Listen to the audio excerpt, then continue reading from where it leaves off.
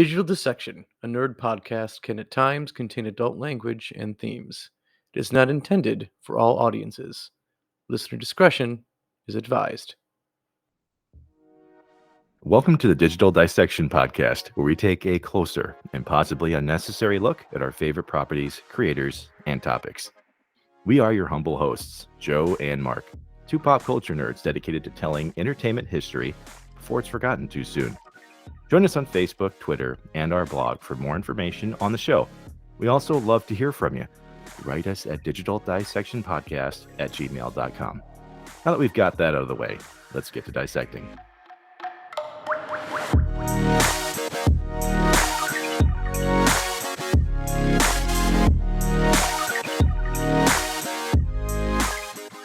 Joe, how often did you go to the movie theater? Roughly 16 years ago. Actually, I think I probably went to the movies the most during that time period. Because that's, late high school, early college time period for us. So, yeah, that's when there was lots of disposable income and not a lot of things to do with it. So I went to the movies quite a bit. Well, I just realized that my math was actually off by 2 years. Oh, 18 years ago, even better. I meant to ask 18 years ago because I wanted to feel even older tonight. Even older. Perfect. Great idea. Great plan. So in that case, yes, definitely even more disposable income because I'm definitely living with my parents and there's no bills. I just have to pay for my gasoline and my entertainment. Yeah. So you were still basically shouting out the side of your best friend's ride, trying to get a hold of the ladies, right? I don't think I was ever a scrub, but I was pretty oblivious, so it balances out. Got some deep cuts over here. Yeah, I apologize for that. Yes, what we're doing here is kind of table setting like we tend to do when it comes to some of these properties. And today we are talking about a little film called Eurotrip that came out in the year 2004. Yes, and to make things clear, in case you were like some of us 18 years ago, Eurotrip, not a sequel to the Tom Green film Road Trip. Very different movies. Came out around the same time. They both had trip in it. I get it confusing, but the movies have nothing to do with each other. Usually is like the first place people go when they talk about this. You know, they're like, oh, yeah, that's just a ripoff of Road Trip. And it's like, not really. Yeah, not at all. Actually, well, technically, some of the things that kind of happen, the hilarity on the way, it's like, yeah, it's a disaster trip movie in a lot of ways, but it had nothing to do with that. All it had really to do with was the fact that it was originally called Ugly Americans, and then when it kind of got time to put it in theaters, people were like, Ugly Americans doesn't sound marketable at all. Yeah. And, So and we're not really, gonna do it. when you look at like the term like Ugly Americans, like it doesn't really even fit the movie very well, does it? Because it's not like when our youngsters go abroad that they're obnoxiously American everywhere they go. So it's really, I think a better change to go to Eurotrip over Ugly Americans. I was going to say, man, all of the main cast are, I would say, at least 6 to 7s out of 10, maybe even higher. I would not say ugly is the right word to use at all. but no, Yes, that's exactly what ugly and Ugly Americans mean. Yes, right. We're just going off of a scale of 10 and nothing else. Yeah. Ultimately here, what we've got is kind of a movie that comes out on I wouldn't say the end of this like teen movie resurgence thing, at the end of the 90s when American Pie was getting big and people had a reason to insert Blink-182 into films, we suddenly saw money being pumped into what seemed like, an untapped area of cinema. And so even though teenagers like yourself and me, we were going to see a lot of movies, not this kind of movie at first. And so this was definitely, I would say, near the end of that point where teen movies weren't just parodies of other things. These were still relatively original stories that just happened to have teenagers within them. And it's kind of almost like when a period of time like us growing up, you had like every generation was presented with the generation before them to idolize or like in like film, TV, or like any sort of media. Because like think of when we were kids, most of the properties we liked, the heroes were all teenagers, but people who were teenagers thought those shows were too childish to really enjoy, and they liked things that involved adults being the leads and the main stars in what they were watching. So this really was like, part of that first wave of the genre. Yeah, which is why I think for a lot of us that went to go see it back in these days, we have a pretty high affinity for it because it is an original story, for the most part. It's and we'll get into some of the reasons for why it is so memorable, of course. But before we do that, we like to kind of take you back to fully pull out some of the details on these films. Now, technically, this was a box office bomb, which it had a production budget of $25 million, only made back 20.8. For those of you that have a hard time visualizing, it just didn't work out. This was not a successful film. Yeah, short, just a little under 5 million there. Just like our boy Dread, the grosses were too low for a Eurotrip too. Yeah, far too low. Now, I would say in the years since, we've had quite a bit of a renaissance for this movie, though, because when you ask people from our generation, the old fucks now that are getting past that hump of 35, a lot of us making podcasts and such. Yeah, yes, making podcasts and thinking of creative ways to hide our money so that the government can't get to it. This was the movie that a lot of us look back to and go, man, I love Eurotrip. And you can start a conversation with people around that. Like when you're meeting new people and you're trying to figure out how to hide your anxieties, you go, hey, did you like Eurotrip? And it's like, okay, if they say yes, we'll continue, and this night will be great.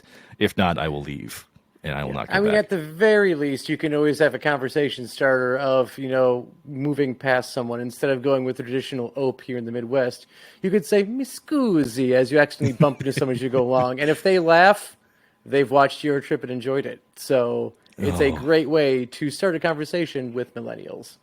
Yeah, could you seriously think of another film that is more quotable than this one from this same era? This is easily one of the most quotable movies I think I've ever seen, in the last 20, 25 years. Yeah, I mean, even if you look at other hits of the same area, if we even look at Road Trip, I can't remember a quote from Road Trip other than no, I can't take that. Take it back. I do remember one quote from it, but the joke hasn't aged well. It had to deal with someone wearing being a wrestler, and another character asked if the singlet came in hetero. Ooh, yeah. And that one hasn't aged well. But given that I don't like actual wrestling, I have bad blood with wrestling ever since high school, and a wrestling coach who refused to pay me for my announcing services. You know what? Make fun of wrestling all you want. I'll laugh at the joke, even if I don't think it's all that funny because I hate wrestling. But I digress. Not professional wrestling. The Macho Man. Gone but not forgotten. But wrestling, dumb. But even that movie, one quote. There was "Release the Fury." With the snake, the mouse and the snake. Yeah, but ultimately, though, your point is correct. That I can't even think of a whole lot of Road Trip that I can quote outside of that. And I've seen that movie plenty of times too. I mean, not obviously the same amount that I've seen Eurotrip here. But there was something about Eurotrip that's very specific that Road Trip doesn't have going for it. And that is the writing and directing team. So we have writer and director Jeff Schaefer, who's joined by his writing partners Alec Berg and David Mandel. Now, Joe, are you familiar with any of those three people from that creative team? I mean, I've watched some TV, specifically probably the biggest, and I'm going to say unquestionably the best sitcom of the 1990s, Seinfeld, and say definitely recognize Schaefer as a part of that writing team. So yes, that's a win right there, having him on board. He is credited with having created the Festivus poll from Seinfeld. He was deeply ingrained within the Seinfeld creative team, especially near the end. wrote several episodes, and this entire creative team, they all know each other from college, and yeah, dude, and they moved on to Curb Your Enthusiasm as well. So all three of them have been speaking to us in different ways, Joe. You had me at Festivus Pole. It is just brilliant in its simplicity. It's not distracting like tinsel. So perfect holiday item. Exactly. Yeah, but that's the part of this that's interesting to me, is that the same creative team here is responsible for some of the funniest things that came out of Seinfeld near the end, or at least maybe the more memeable moments in Seinfeld happened during their reign. And oddly enough, this memorability thing, memorability, I'm making up fucking words tonight. But That's fine. The memorable moments here, I mean, are just by the forkload. It's the same thing, man. I don't know how they do it. These guys just have a tendency to make things that stick in your brain. Yeah, I don't know. It's like they, specifically for this movie, took some of like, of course, like some of the major, like, I think American wanted destinations in Europe to like have the cast visit, but then they definitely took like things that were like must-dos in those countries and made them a part of the film, and just found brilliant ways to kind of poke fun at Americans going and trying to do and see these things. So they just, I mean, they hit the nail on the head with it. I think they did too, but the people that don't agree with that would be the critics over at Rotten Tomatoes. They decided that about 47% of them enjoyed this film, and the audience scores were 75%. So it's, pretty much a dividing line. It just goes to like show how much I just don't trust Rotten Tomatoes. And I used to be like, I'm okay with it. We disagree here and there. But I mean, after Ghostbusters 2016 and how it had a near like had a certified fresh rating from the critics and the audience hated it, and even when you looked at like the actual rating from the critics and read the reviews, they seemed to hate it but rated it high. I mean, and then they hate Eurotrip on top of that. Who are these people with their tomatoes? Get them out of here. I don't care about them anymore. I have my own podcast. Listen to me, not them. What you're referring to, Joe, is a phenomena known as certified suspicious, which is absolutely what I believe in now. Yes, totally. Because looking at the ratings for this, and you look at the some of the discussions that happen within the reviews, even they're saying that this is a raunchy teen romp. It's hilarious. There's a lot of funny things. But it's problematic about this. This didn't age well. And it's like, judge it based on the comedy. Let's not look at necessarily what you developed as a view later on in life and then try to apply it to something. Because that's not going to be a good time no matter what that's not fair. I mean, even you get Richard Pryor, genius of his time for comedy. His comedy doesn't always age well. There are Richard Pryor things that you cannot use in commonplace or public anymore. But that's not to like, you can't slide Richard Pryor for that. He was brilliant. So same deal here. Yeah, I even mentioned how like Road Trip. Yeah, the one joke that I liked because I hated wrestling so much doesn't hold up anymore. Doesn't mean I hate Road Trip. Not as good as this movie, but I don't hate Road Trip for what it was. Hey, look, there are times when I'm watching Blazing Saddles at home, and when there's a joke that hits, and I look over my shoulder, and I'm like going, should I be watching this? Because I'm scared for myself if I laugh. I mean, seriously, that's just how comedy works. Things change over time. So that's why I'm not like critically hard on the creators of this movie. But let's get into it for a second here. So when we look at the beginning of this film, we have our main character that a lot of people just whittle down to Scotty because that's the easy way to look at it. But his name is Scott Thomas, and he's actually placed in a very specific scenario that a lot of us have kind of been through. You're getting out of high school. You're not quite sure what to do. You've got your girlfriend that you've got a long-term relationship established with, and you're ready to stick it through. And I'm laughing because I know that's a bullshit thing to try and do, and it didn't work for me. Not going to work for a lot of people. No. I mean, it works for very few people these days. And I think it has to be because like high school is no longer like the benchmark for education. Like it's basically like under normal circumstances, you can pretty much get out of high school and get your diploma. Not too bad. And so before it was like, no, high school's kind of where it stops. So make sure you found the person you want to be with, because you Yeah. probably won't meet them after that. So here, I mean, in this time, like, we can hope that we can stay together with our girlfriends from high school or boyfriends from high school, but odds of it working, slim. I can think Quite, of yeah. like 4 of my friends who've made that work. Yeah. Oh, yeah. Yeah. And I think it's a very important distinction to make. And I'm going to make it several times is that, yes, this is a teen comedy, but this is not like any of the others that came before it, because usually this is like an emotional based experience, right? Oh, so many things are changing. What is going to happen to me? And they kind of draw this out throughout the movies usually, right? Like there's friendships that fall apart. There's all these things they kind of earmark. Okay, at 45 minutes this happens. At an hour 15, I don't you want to know. wait for our lives to be over. I Yes. want to know right now, what will it be? And there we go. That's Yes. my singing for the season. Now that it's Yes. done, I've done 2 songs. But yeah, it's that emotional draw of that coming of age that a lot of these teen dramas started back in this time period and are well known for now. It kind of pokes fun of that without being overly like parody of it. It's not like the obvious, like, not another teen movie, which obviously makes fun of this genre, Yeah. or Oh, the yeah. not another superhero movie, which made fun of the superhero genre before it was really even that big. Oh, yeah. So it does a good way of being a way to make fun of that without being an outright or full on spoof.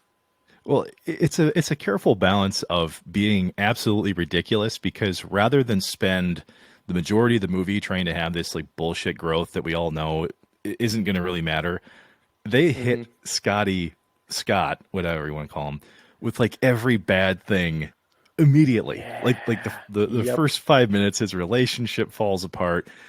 He finds out his girlfriend's been cheating on him on top of that, because she hands him a Letterman jacket that's not even his. Even his.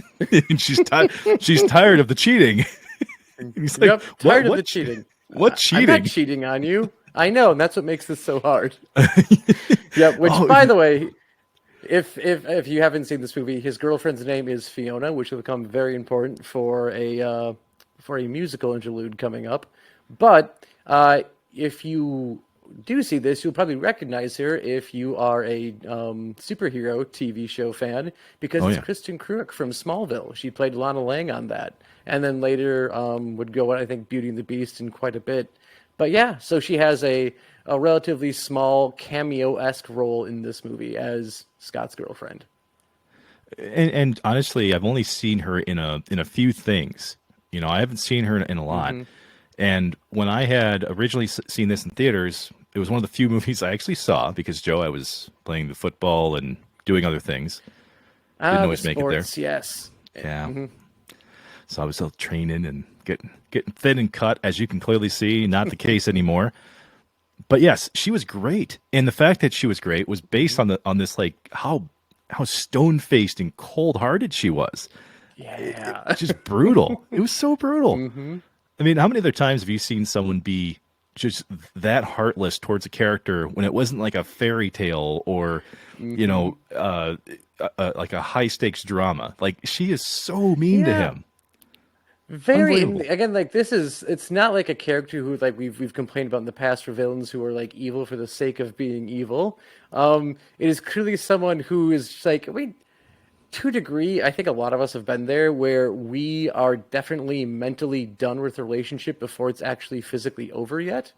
Oh, yeah. Not that, like, I'm like condoning like the fact that she was clearly cheating on him with at least one football player and a musician, but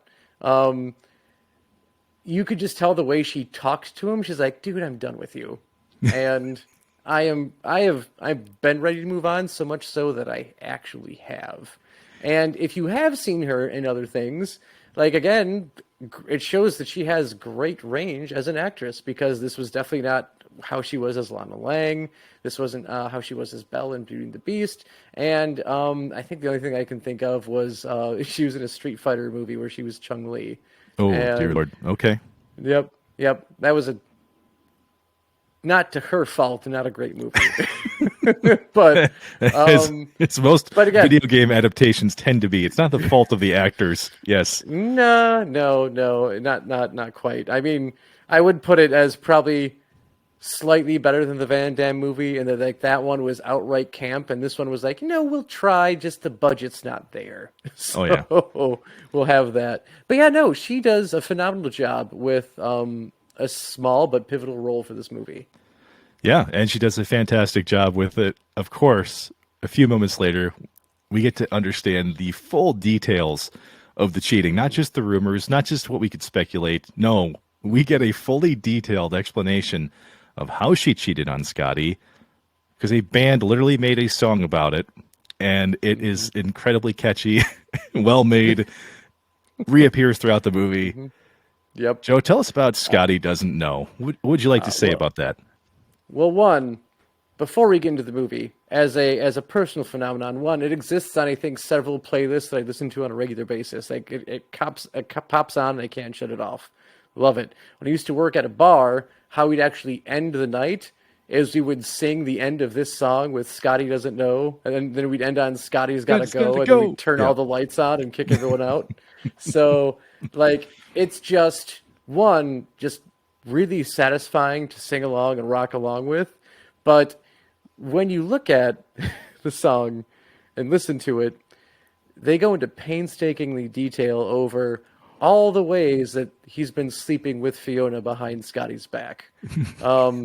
In his front lawn, in the snow, Scotty doesn't know. I think one part is she tells him she's at church, but she doesn't go. Still, she's on her knees, and Scotty doesn't know.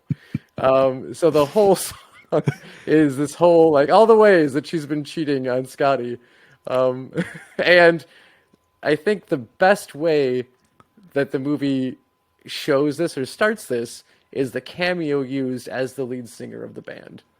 Totally. And I know a lot of folks know this one, but one thing I will say, Joe, is because of this escalating series of lyrics that you've just described, the one that is this perfect and like absolute dagger in the heart of Scotty is because the whole time that he's listening to this, like he's sitting there with like his eyes are just like this, and he's like, "Oh my God, are you serious?" And I'm kind of squinting and looking sad for those of you listening to the audio only program.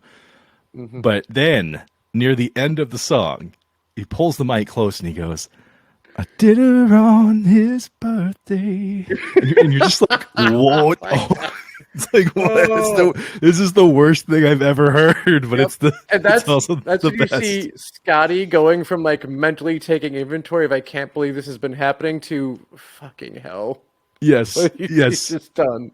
He's So just he like crushes his beer and he just turns around and sadly walks away. like how does it possibly get any worse the entire time? And they manage to like top how bad it gets Just every single dagger. lyric in that song. And the way the song does it too, where it's like you've got this like raising bit of the music, like we're exciting, we're coming to crescendo, then it starts to like come down just a little bit, and then it's very soft. I did her on his birthday. Yeah. And then instantly ramps right back up again. It's like it's like it just stabbed and then it twisted. I just still can't believe. Okay, so of all of the original music that appears in films, right? Like I look at some of the crown jewels. We've got On Our Own by Bobby Brown for Ghostbusters 2, and I know that's like everyone's like, how did you go straight to that? And I'm like, look, it is one of the best damn original songs for a movie. Let's just stop it right there.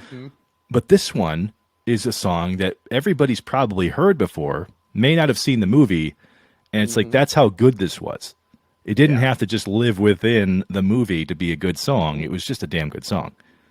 Yep. And again, it clearly succeeded past what the movie was capable of doing. Because, the movie just missed its mark on the grosses and with the audience. Yes. But I don't want to say it missed its mark with the audience, because I think most of us who saw this enjoyed it. I definitely this was a regular rewatch with my friends in high school and a little bit in college. But I mean, going back to this part of the movie, though, this is where we get introduced to the full cast of our main characters. Yes. Because before this, we did get Scotty's family, and they're in and out throughout the movie.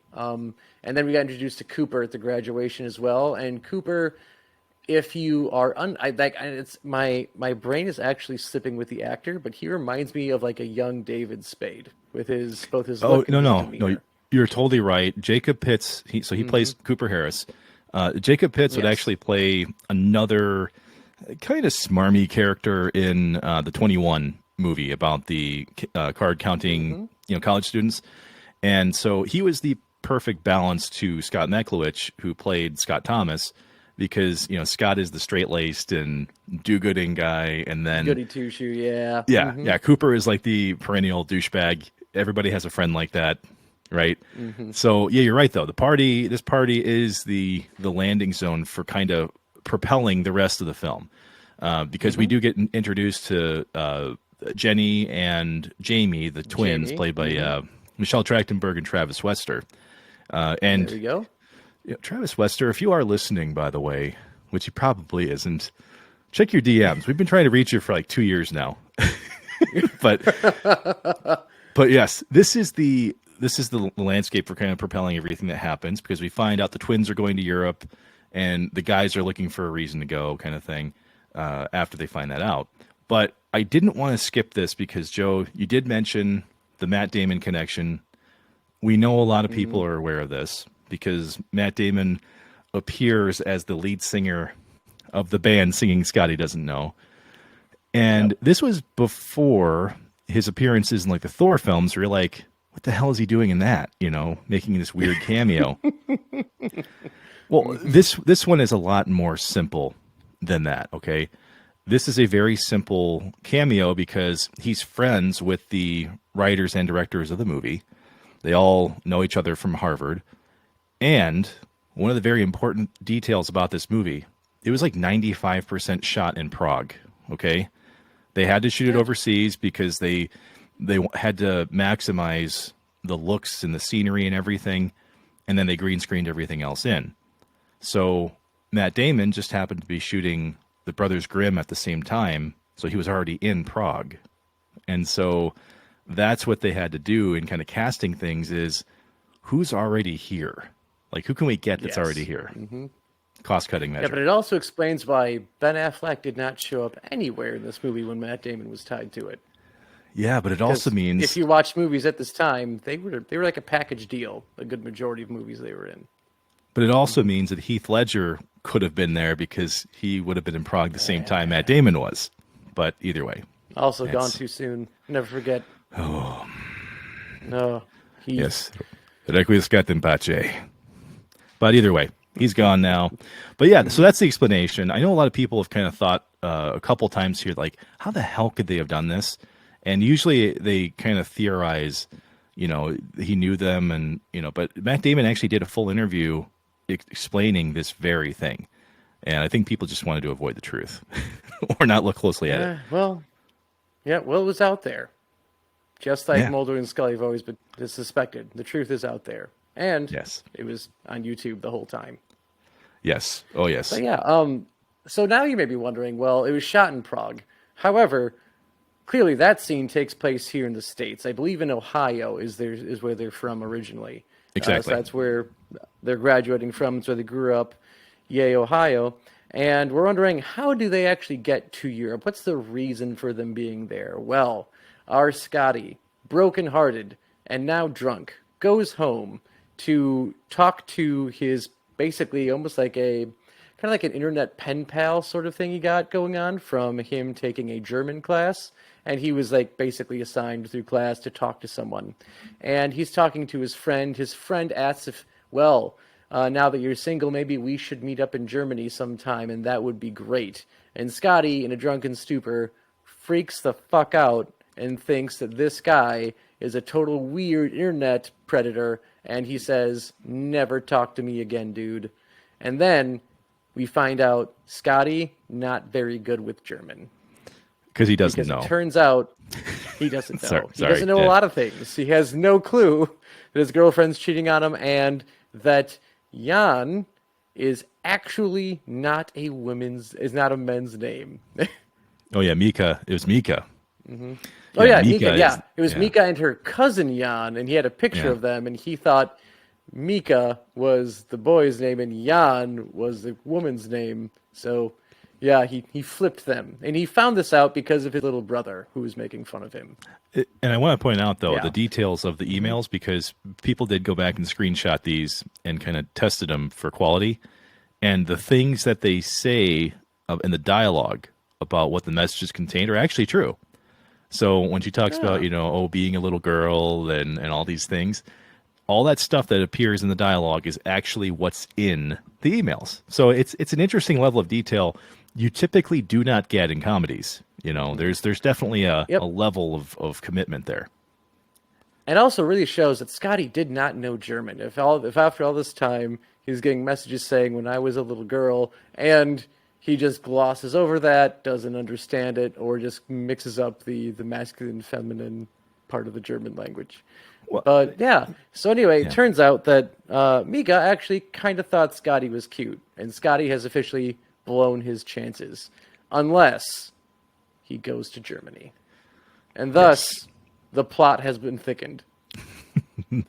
And thus the Eurotrip begins. Yes, absolutely. But that's what I was always laughing about this, is because, okay, look, you've got a comedy that obviously is an Academy Award winner, right? Mm-hmm. But this is one of the few things I will knock the film for. It is a reoccurring thing that happens throughout the movie where it's like the smallest of margins advances forward, right? Like there's usually some small detail that always comes out of nowhere, and this is one of those things. Like this whole idea that you just happen to miss one word advances the entire plot. Like that's not the worst thing ever. But once they actually go to travel to Europe, suddenly we've got this thing where if we just be couriers, then we can get on a flight and we'll be on our way. That kind of thing keeps happening a lot throughout the rest of the movie. I check that when I tend to watch it, because if I look at it too closely, I'll never have any fun with this. But for people that watch these kind of comedies and they look at that and they're going to go, I can't suspend my sense of belief this much. I just want to warn you. You probably should leave that at home for this movie. This is going to happen a lot. And I want to see if I remember this right, because like you said, they basically got jobs as couriers to go. Was it the deleted scenes where they had the reason why their flights were so cheap is because they agreed to have zero luggage space? So you see them wearing all of their clothes at once? Yes. And that's how they got to fly so cheap everywhere? Yes, that's. I think it's either the unrated version or one of the extended scenes. But yes, yes, you are right. Yeah, and that's the one thing. Like before we get into a lot of this stuff, that's the one thing I will give to people that do want to criticize this movie, because I would say this is the one comedy where I do shut everything off. I don't think too hard about anything, because so much of what happens in this film from here on out is so ridiculous.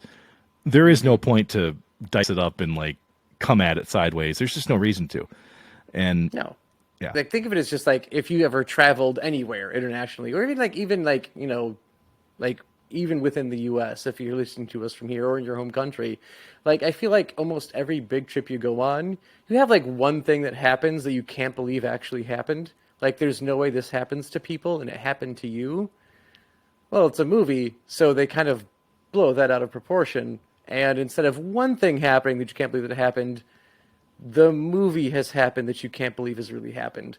And that's kind of the best mindset I think you can have to carry into this movie, is that it is your one thing magnified throughout.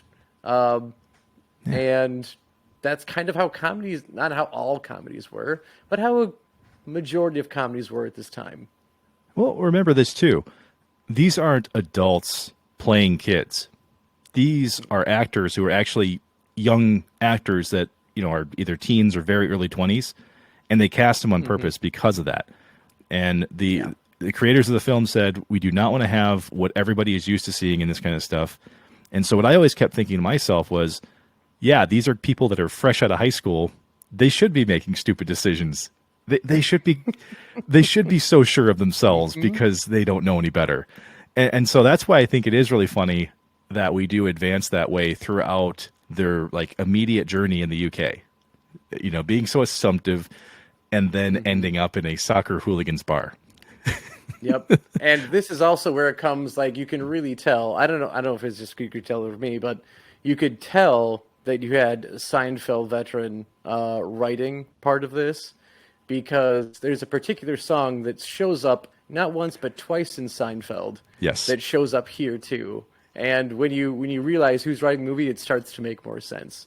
So like Mark was saying, we do end up in a pub in England, and it is filled with Manchester United's biggest fans. They are, in fact, Manchester United's fan club. And they're headed by the one and only notorious soccer player, or football player, Vinnie Jones. And if you're not familiar with Vinnie Jones, he is in Gone in 60 Seconds as Sphinx, who has one line in the whole movie because he's silent the most of the time. Lock, Stock, and Two Smoking Barrels for more of our posh or bougie film goers. But for those of you who may not know, Vinnie Jones was once an actual football player. Yeah. When I say football player, I do not mean American football, but international football player, and holds the record for fastest ejection in a football game, where within, I think, the first 3 seconds of the game, he walked right up another player, grabbed him by his balls, held him up, and twisted. And that got him kicked right the hell out. So he was a very, very hardcore player. It's a shame what they'll penalize you for, huh? Yeah. And to this day, I still say that guy was flopping. There's no way that... You know what the most important detail of this whole exchange, though, is that he played for the Wimbledon Football Club.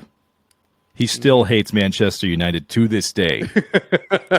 So for any of you that are overseas, particularly in the UK, because I know there's folks that do listen from the UK, that's a detail that absolutely needs to stay at the forefront, because he hates Manchester. So hopefully if Vinnie Jones ever hears this, had to be just a great level of comedy for anyone who is familiar with his football career and sees him rooting for Manchester, like very much so like the hardcore, die-hard club fans that exist in the UK.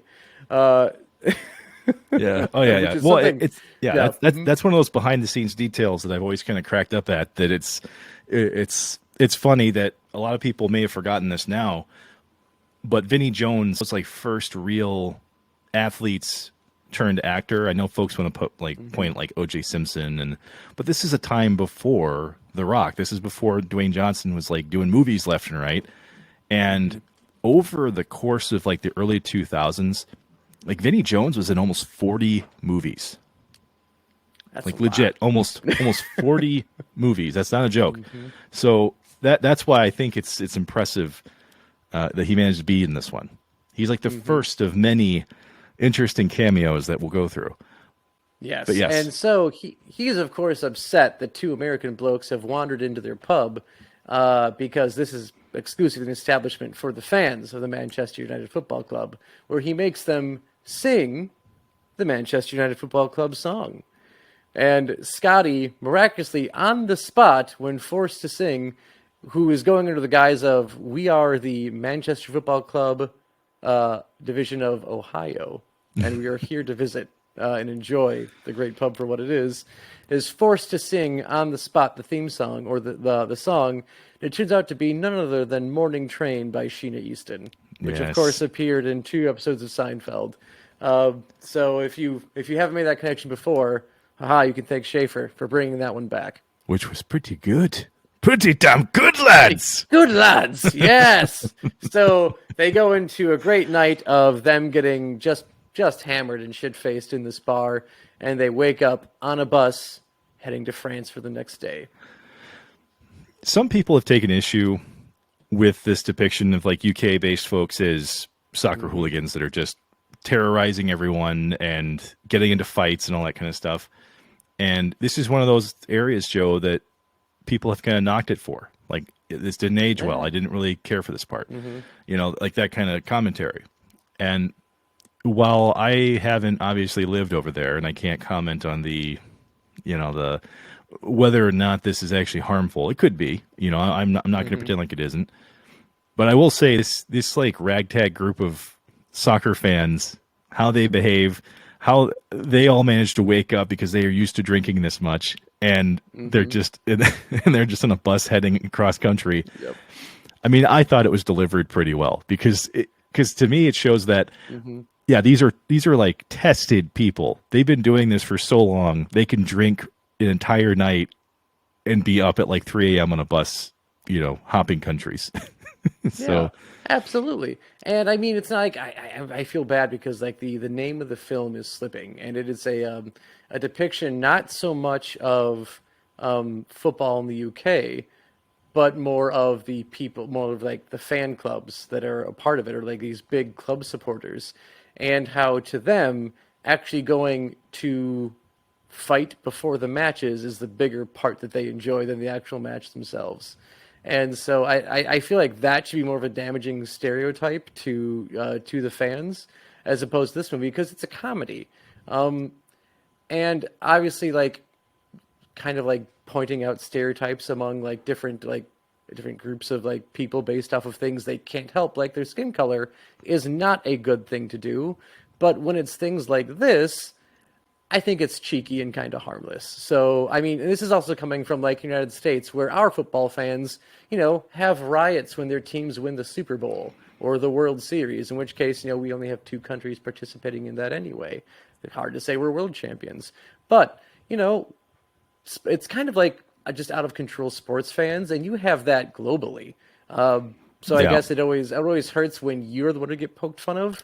But I mean, of all the things you can make fun of like another country for, I think this one's pretty harmless. I was gonna say every single country has this, knows about this. They can attribute it to some sport. I mean, some behavior. Everybody's got this. So I agree with you on this. I don't think that this is truly all that harmful. And if anything, I think it does more to actually advance the film because otherwise, how the hell do our kids get from the UK to mainland Europe, right? So Yeah. what I love about this movie, though, is the fact that these kids are utilizing the transportation that's available to them, which I know sounds obvious, but there's a reason why I specifically said that is because they do decide, because the friends actually do separate at this party after high school. So our main characters, Scotty and Cooper, end up in the UK, and then their friends, the twins, are actually in mainland Europe, going to all these tourist stops. So they actually come back together and agree, okay, let's give this a shot to get you to Germany, and here's how we're going to do it. Yeah. Well, we're going to skip over some of this because we absolutely need to get to probably what's the most quoted part of this film. And it's a part of the film, Joe, that almost didn't happen. Okay? Which is a disservice to everyone who's seen this movie. Yes, it is this incredibly hilarious and completely shocking scene on a train where I think it perfectly describes the terror a lot of us have when you're going into a train and you have to sit in a car like this, and you never know who's going to open that door. Yeah. And Right. when you're going to be on this train for a very long time, because if you have never traveled by train before, imagine paying just as much money as you would pay to fly somewhere, but do the same thing that takes about 2 to 3 times as long to get there. So you're next to these people. Imagine having like the person next to you who's falling asleep on your shoulder, and then the person like with their baby obnoxiously crying next to you. I mean, if you're on a plane, hopefully that's no more than like 3 hours. But on a train, they have a private room with you, and you're there for a day. Yeah, now babies are one thing. But what happens when it's a guy with a pencil-thin mustache, a tan suit, and what I'm assuming is some kind of fake tan, because when you see this character later who doesn't have his pants on, his legs are a completely different color than his face. But yes, we get one of the next absolute stunning cameos in this movie. Now, at this point in time, Fred Armisen plays this cameo. He is the man that walks into this tram car with them, and just looks suspicious as hell, can't speak English, and decides to sit down with our teenagers, and his hand just kind of drifts a little bit too much. Yes, and it's always I mean, it's a kind of like a almost like Scooby-Doo-esque style comedy here, where like it happens because they go into tunnels. Yes. And so they go into the tunnel, and everything seems fine. When they come out of the tunnel, he's suddenly much, much closer, well within the personal bubble that none of us like to have bursted by someone who we don't know, let alone in the complete dark. Which I think this is some brilliant acting by Michelle Trachtenberg during this sequence, because she's the first one to notice that when the darkness comes through and then they come back in the light, suddenly his hand is on her brother's knee. And you can just see her face. She kind of goes like this, and her head tilts, and then she's starting to reach for Scotty, and she's like, wait a second. Hey, do you see what I'm seeing right now? And of course, this just escalates more and more. And I'm sure most people have heard the whole, Miss Scusi, because I hear people say this. Yeah, I hear people say this everywhere. Like literally everywhere. You know, you screw up, you drop, Miss Scusi, you know. Miss Scusi. Like, how many times have you said Miss Scusi, Joe, like amongst other people? So much. And it's entirely because of this movie. That represents like 95% of the Italian I know is Miss Scusi. I used to know more for when I went to Rome for a week and a half. But all of it is left, except for a few quotes from Ezio Auditore and Miss Scusi. It's the truth, man. And it's crazy to think that out of about maybe 3 minutes of this movie, millions of people have been quoting just this part. Now, I know I said to you, Joe, that this almost didn't happen. The reason for that was they flew Fred Armisen out. They literally had 1 day to film this. And based on how night worked where they were filming in Prague, that meant they only had about 4 hours to work with. That's not a lot of time for movie making. No. They had to do everything that they were going to do with Fred Armisen, who at the time, once again, Fred Armisen wasn't like crazy well known yet, right? No. So it's a miracle this happened. But yeah, they had 4.5 hours. They get what's easily the most quoted part of the movie done. And obviously we're still talking about it to this day. So hats off. Like I am just thankful. And the thing is, if you listen to the director commentary and what they were saying about this scene, this was the only time that director Schaefer said that he ever physically fell out of his chair because he was laughing so hard. It's because every time you see Armisen come out of a tunnel, he manages to crank the dial up on his weirdness that much more. Oh my god! So again, it starts with that weird little touchy-feely thing on the leg. Then he's like doing this just absurd massage at some point in time. Next thing you know, his pants are off and he's got a cigarette lit. And Yep. My God. Nobody asks what happened. We just knew something happened.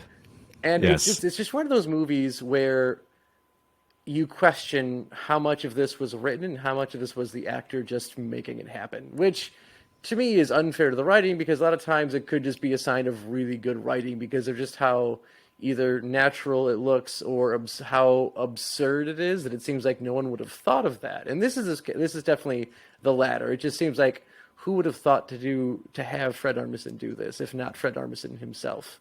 Because he would have just thought on it, like, spur of the moment really quick. And I can't say for certain myself whether or not, like, all of his individual actions were scripted, or if it was like, hey, you're going to start with this, we just kind of need you to ramp it up every time. I'm sure him ending up pantsless was definitely like, maybe that was like, okay, you're going to start with a weird leg touch, you're ending up without your pants, you do the in-between. Who knows? This I don't know. But whoever thought of it, comedic gold.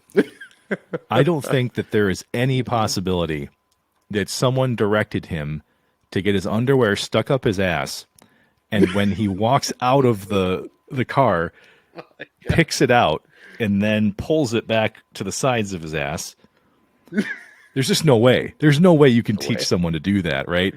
No. And then the worst part about this, after this ends, if you're watching the director's cut or the unrated edition, If you're watching just the normal one, he unpicks his wedgie and then starts walking away, right?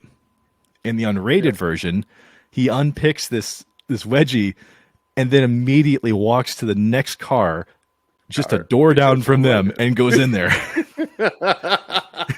So this is going to happen again very soon. And he's starting at pantsless, so God knows what's going to happen when he already starts at 11. And they're completely unaware. They have no idea. They're just looking at him like mortified. Just accept me scusi. And he just sits down, puts on his paper, and starts all over again. Dude, and that's when you think, you've watched plenty of these teen movies, right? At this point in time, I had too. And each one of these scenes managed to shock me just as much as the previous one. Like that's very rare for a comedy to do that. Mm-hmm. But it gets worse, doesn't it, Joe? It doesn't stop there. No, it doesn't, because they head to Amsterdam.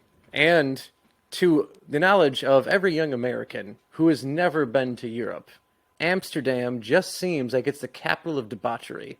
And anything goes. There are no rules, except for one rule, and that rule is that there are no rules.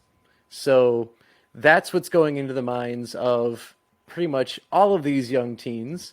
You've got Michelle Trachtenberg hoping to fall in love with this very dignified, European somewhere along this trip. Scotty obviously is our main idea for going there. Jamie is just hoping to see Europe. He's the nice, hopeless, tourist here. But then there's Cooper.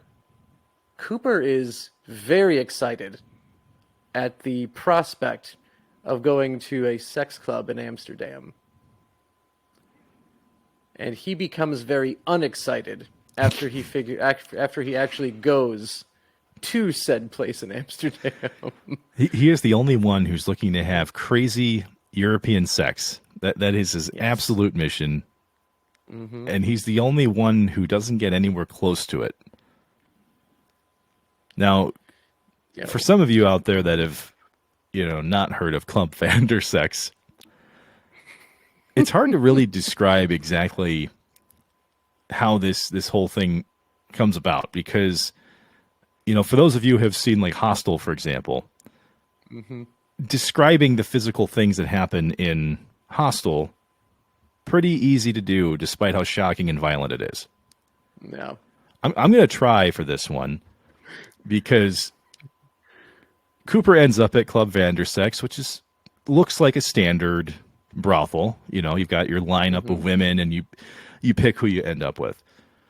Furniture is oddly Victorian, and yeah. Mm-hmm. Yeah. Except the women go away, and they never come back, and instead they're replaced with two German men in leather overalls.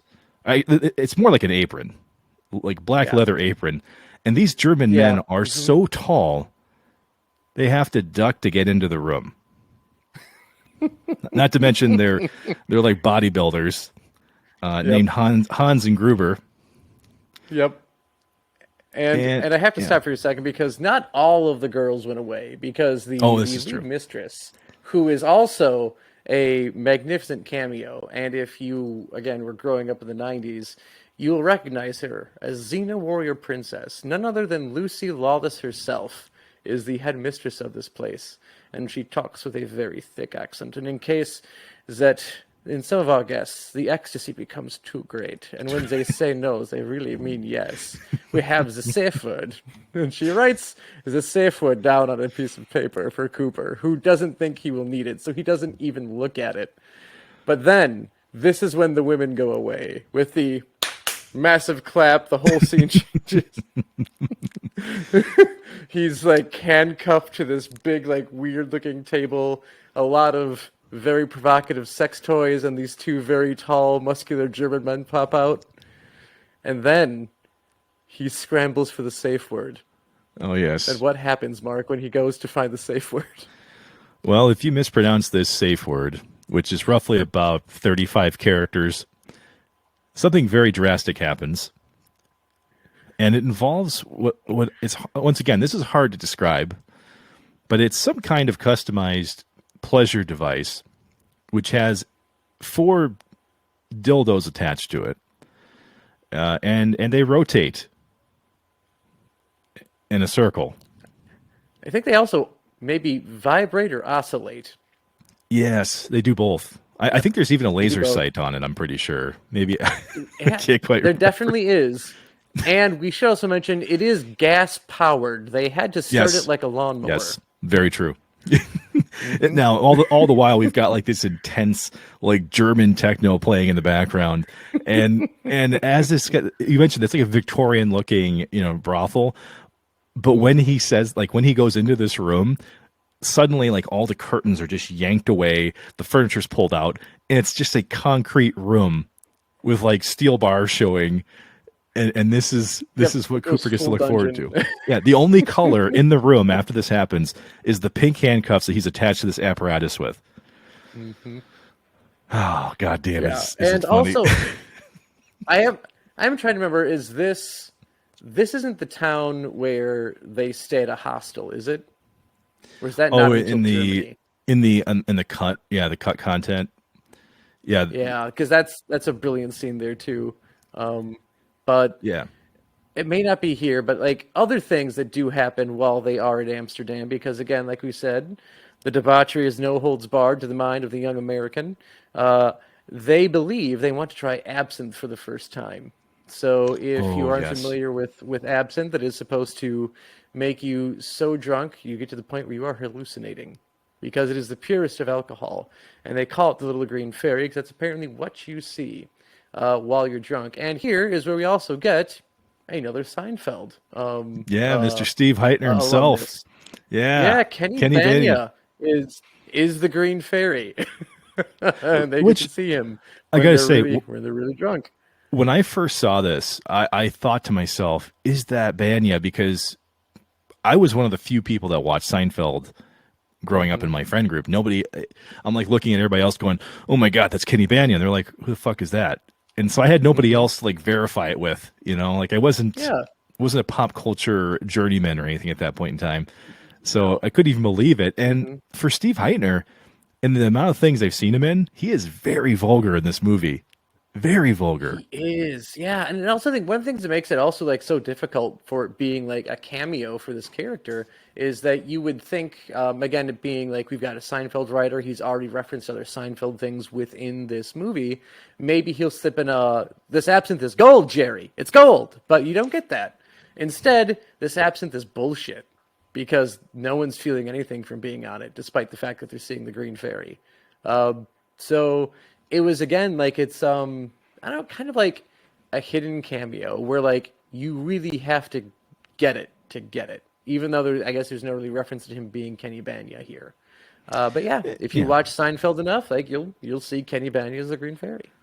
Yeah, I seriously, it took me a few years to actually realize it because I saw this in theaters and then like nobody else wanted to see it after that point. Hmm. I was so shocked by that. And then it kind of became this movie that you would show to your friends. And then next thing you know, it would just grow that much more. And we're obviously not going to tell every single thing in this movie. There are people who haven't seen it yet. But there Hmm. is another thing, Joe, that I want to point out that is very important in the next stop after Amsterdam. And that's when they Yes. had to Slovakia, specifically Bratislava, which is the way that they Nowhere depict. near Berlin. Boom. Yes, yes, yes. They end up hooking up with a dude who's high on medication he bought at a pit stop and trying to just get away from a woman he stabbed, and suddenly they end up way off course. Hmm. But when they go to Bratislava, the joke is that the exchange rate is so great for a United States dollar in Bratislava that they can basically live it up. And that's actually Yeah. where the absinthe thing happens is in Bratislava. Oh yeah, it was in Amsterdam. It was in Yeah. Bratislava. Hmm. But here's the thing. I don't want to give away everything that happens in Bratislava, but what I will mention is that this joke about the exchange rate, we've talked about numbers a few times on this show, okay? I wanted to peel back and look at 2004 for a minute because I always Okay. wondered what was the exchange rate like for their currency because they weren't using the euro back in 2004. No, no, So, no. Individual currencies still hanging out. yes, they were using the Slovak koruna as their, as their currency. And I came to find out that $1 American dollar was equal to 32.27 Slovak korunas. Oh my god. Yep, and I as someone who's taken advantage over like foreign exchange rates and having the dollar be sometimes 2 to 6 times as much from when I've traveled and thoroughly enjoying it, I cannot tell you the amount of glee I would have over having $1 be worth 32. I mean, if you're watching this movie in 22 and beyond, and you hear about that, gotta love that exchange rate thing, visiting Bratislava, I never realized it, that like, holy shit, $1 equals 32. Like, that's nuts. 32? That is insane. It is absolutely insane. Like, I remember, like, again, like shopping and going to countries where like bartering is still like not bartering, haggling is still like a thing. Like, it's a commonplace to actually get mad if you don't try and negotiate for prices. And basically saying, okay, so here's the price they're going to charge you because you are American. This is the fair price to get to. The closer you can get them to that, the better off you should be. But you should never pay more than this. And even then, you're thinking like, but if I pay the price they're asking for, that's still pretty cheap by my currency. They're like, it doesn't matter that it's still cheap to you. Like, you can get ripped off. Go cheaper. Yeah. So just try to imagine $32 like to one. I had to know. I had to know specifically for this conversation, because I've always wondered that. Like, how is it possible that this joke could even exist in a movie? And then you go, oh shit, okay, that makes some sense to me. Because he flips the nickel as a tip to the guy, and he goes, I opened my own hotel, and slaps the manager and runs up. Oh my god. Like, you could literally go back to like the old times of like paying people with sacks of coins.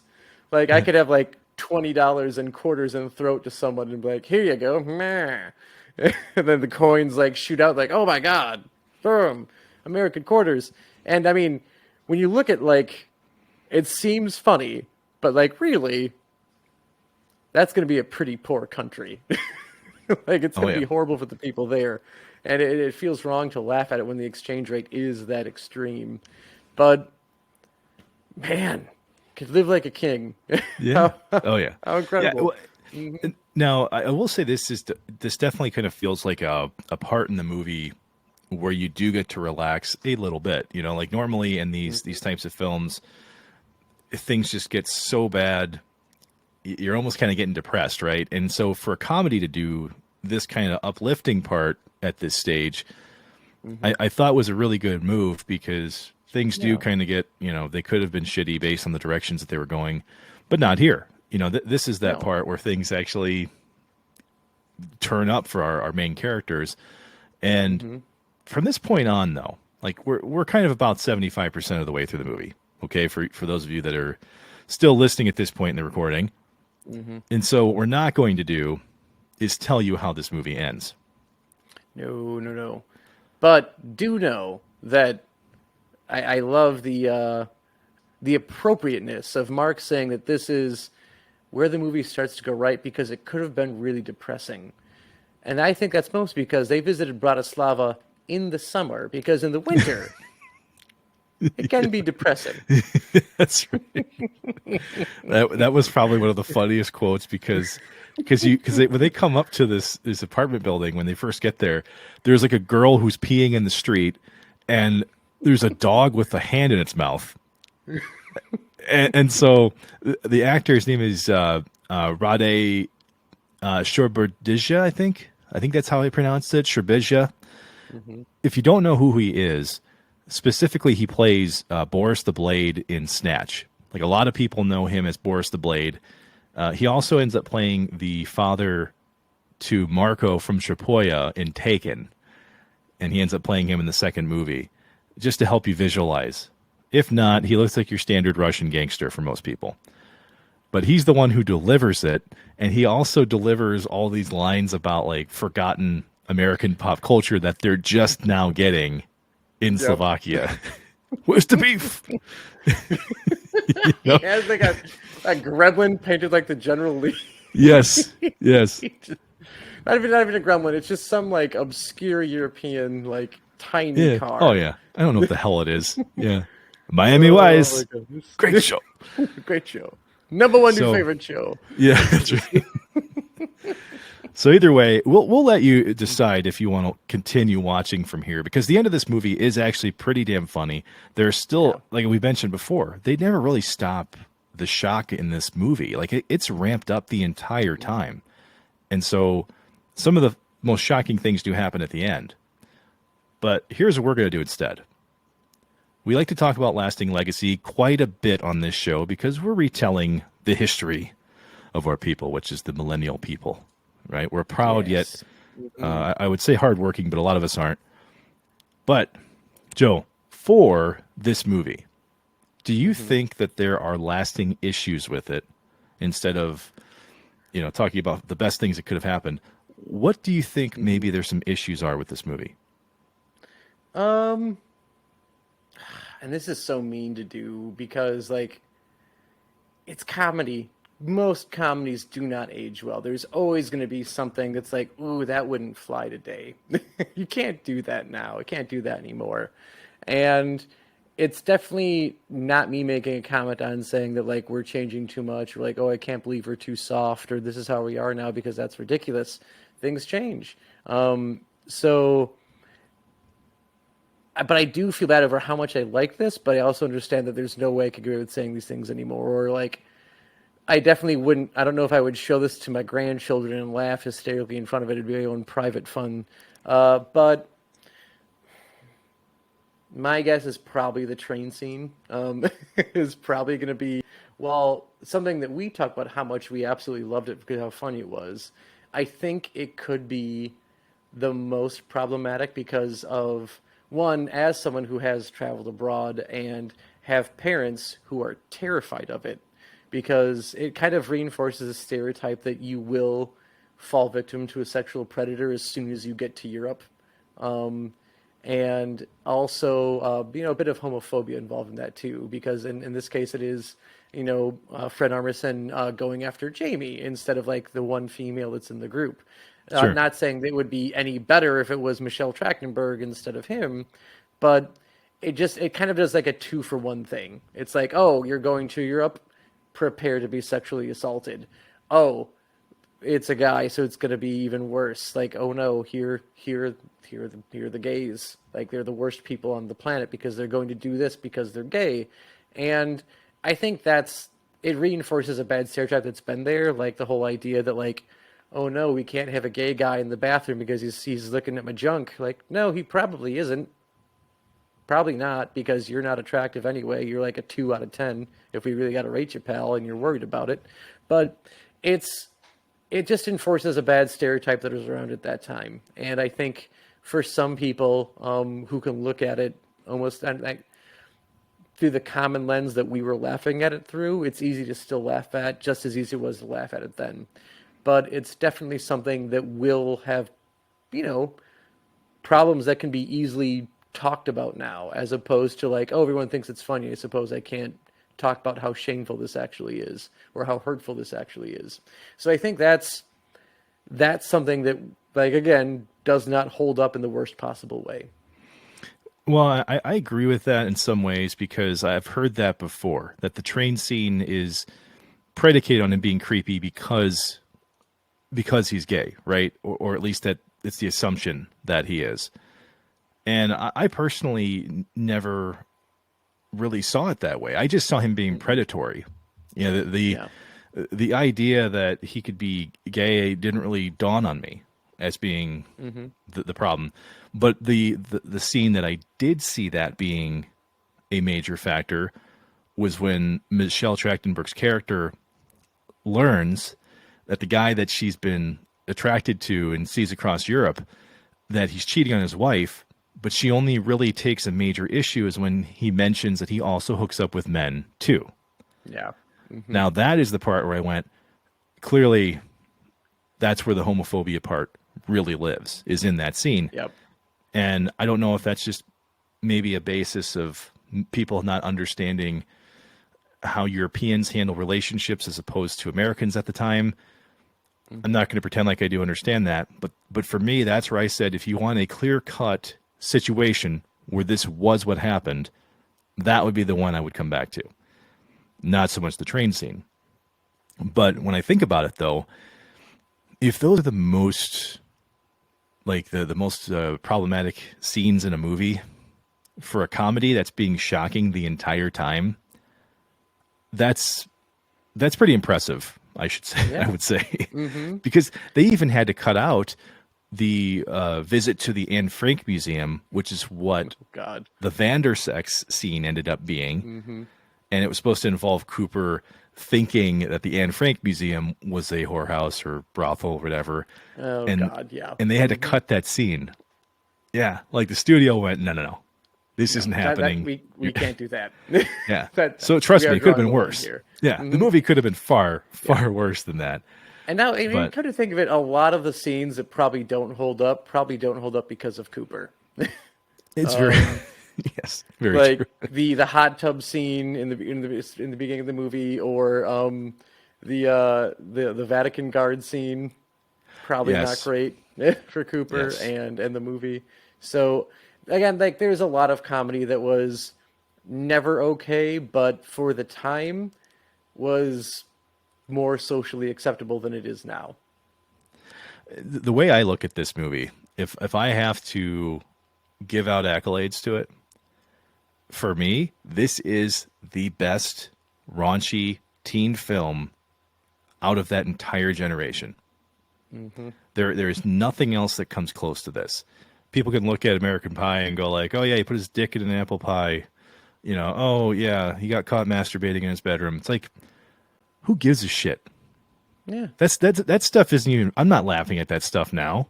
No. I mean, aside from the apple pie thing, because I didn't do that, but who had, like, young men, like, out there, like, you've probably been caught masturbating at least once. And the way they did it in this movie, nothing groundbreaking. I guess, like, the way the dad handled it was hilarious. And then he decided to talk about the birds and the bees within the moment. But, like, nothing quite like what this movie does. Well, that's what I think is hilarious about this movie is that his dad, Scotty's dad, who's played by Jeffrey Tambor, who, take it or leave it nowadays, he's had some issues and frankly, he's kind of an asshole. But in the film, the parents are completely removed. You know, they have no idea what the kids are doing. So that's why I thought this was funnier, because so many of these things that people haplessly try to represent in teen movies, they avoided here. Like, they completely toned down the drama. They toned down the parental involvement. And really, we just have, frankly, naive and stupid characters trying to navigate even dumber situations. And the majority of them are still funny now. I mean, if you're just discovering this movie for the first time, there's going to be plenty of things you're going to go, yeah, that didn't age well. That's not as funny now. But most of the scenes in this movie are going to trump other teen comedies you're going to see from the same era, age as well. Exactly. And again, like it does a lot of what the teen comedies were doing back then. Like, obviously there's like a young guy chasing a girl somewhere, and that's kind of like the whole plot of the movie. And that's what a lot of them boil down to, is that because like at this time you've got two things happening with these teen, like, either comedies or teen dramas, and it's guy doing ridiculous things to try and get to girl, or girl who is nerdy because she wears glasses, and when she takes them off, suddenly she's attractive and popular, and it turns out, oh my God, I don't know how I didn't see her the whole time. And those are the movies you get at this time. And again, this movie just does a great job of taking that same idea that the other ones were doing, but just taking a huge detour from what the rest of them were doing around that main central plot. And I'm not surprised that the writers of Seinfeld managed to make a successful property with 3 guys and a girl. And at no point do you feel like any of those 4 people is smarter than any of the others. No. And that's why it's balanced so well. Yep. And as a member of one of those groups in high school myself, where we had the one girl who's there the whole time, just made this movie even that much more relatable. So, because that's also who I watched this with quite a bit, was with my friends. So it was 3 guys and 1 girl hanging out, laughing our asses off at this movie. So, you know what? If you haven't picked up on this from the last hour of discussion, definitely go watch this movie. It is definitely worth the time, and it's one of those movies that is surprisingly well hidden. You know, despite how funny it's been and how many people reference it, and how it still manages to live in pop culture even now. Yeah. So with that, we would like to thank you for listening to Digital Dissection. As always, we appreciate all the Dissection crew does for us week after week. Your support really does go a long way, and if you happen to upon this show by accident, why not drop us a review or comment on the show? We love hearing from you, so feel free to message us over at digitaldissectionpodcast@gmail.com. We welcome your ideas for future shows, as well as any travel tips that you would want to share over where we should go in the event that we take our own Eurotrip. So, along with any other thing you'd like to discuss, we'd just like to say thank you, and until next time, keep on dissecting. Oh, I thought you were going to say Miss Scusi. Miss Cusi.